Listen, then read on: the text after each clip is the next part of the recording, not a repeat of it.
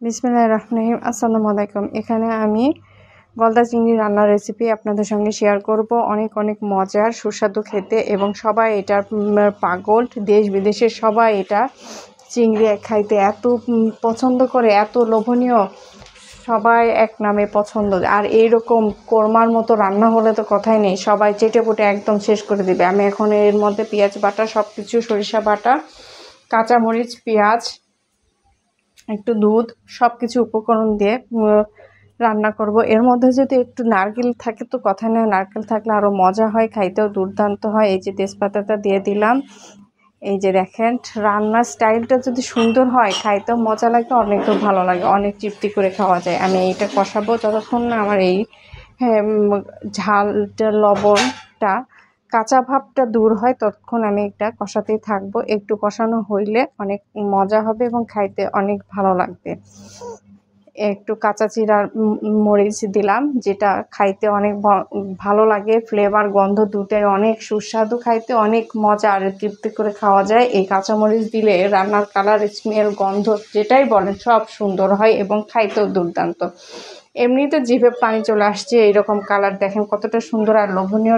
Tomato না হলে তো কথাই নেই। টমেটো রান্নার ক্ষেত্রে টমেটো হইলে অনেক ভালো হয়, খাইতেও দুর্দান্ত হয়, অনেক মজা হয়। এই যে আমি হলুদ দিয়ে দিলাম। হলুদ আমি খুব বেশিও দিব না, পরিমাণ মতো দিয়ে দেব, যেহেতু আমার কালারটা মেনটেন করে রান্নাটা সৌন্দর্য বা টেস্ট, খাওয়ার লোভনীয়তা, জিভে পানি আসা, সেটা আসবে খাবারের কালারটা দেখলেই। আর গলদা চিংড়ি বা বড় চিংড়ি যেটাই বলেন, সেইটা খাইতে তো সবার জিভে পানি চলে আসে, আর সেটা শব্দ বা কথা শুনলেই সবার মন প্রাণ ভিজে যায় যে কখন খাবো না, মানে ওইটা আমাদের আগে দরকার। এই যে দেখেন আমার কালারটা কতটা সুন্দর হয়ে আসছে, আমার রান্নাটা হয়ে আসছে, তেলটা উপরে চলে আসছে। এখন আমার একটু দুধ দিয়ে উপকরণটা দিয়ে দিব। দুধটা আমি পরিমাণ মতো দিব, খুব বেশিও দিব না, আবার বেশি দিলে খাওয়া যাবে না। এই যে দুধটা দিয়ে দিলাম।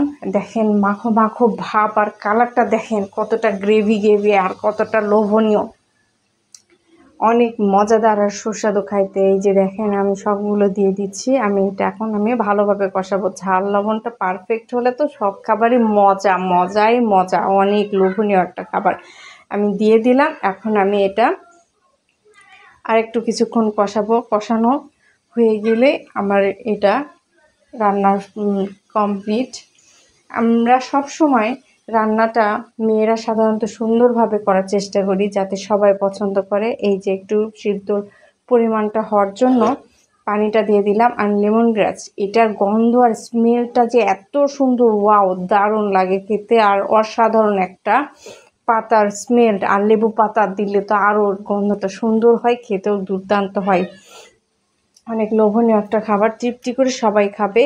এই যে দেখেন এটা সিদ্ধ হওয়ার মধ্যেই চলে আসছে, হয়ে যাওয়ার মধ্যেই পানিটা উপরে একটু কমলে আমার এটা নামাই ফেলবো।